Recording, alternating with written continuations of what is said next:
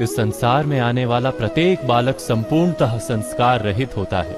उसके अंतर पर ना किसी अच्छे संस्कार के चिन्ह अंकित होते हैं, ना ही बुरे संस्कार के।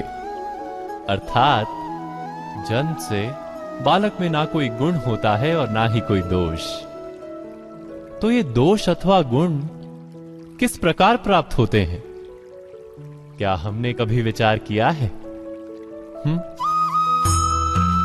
जो बात माता पिता के मुख से निरंतर सुनी जाती है, वही बात उनकी संतानों के हृदय का संस्कार बनती है। जैसे किसी गांव में नदी तट तक एक पगडंडी बन जाती है केवल उस मार्ग पर बार बार चलने के कारण।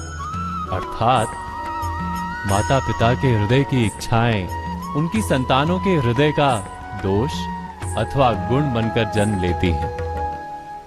क्या ये सत्य नहीं?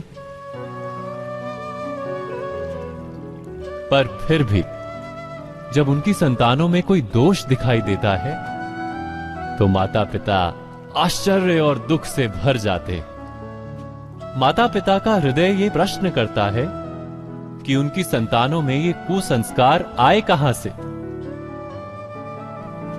सत्य तो यही है कि माता पिता अपनी संतानों को अनजाने में ही कुसंस्कार के बीज दे देते हैं, जो उनके संतानों की हृदय भूमि पर कुसंस्कार का वृक्ष बनकर उगता है। अर्थात अपनी संतानों को सुसंस्कारी और धर्ममय बनाने की आशा रखने वाले प्रत्येक माता पिता को प्रथम अपने हृदय की इच्छाओं पर अंकुश रखना क्या अनिवार्य नहीं?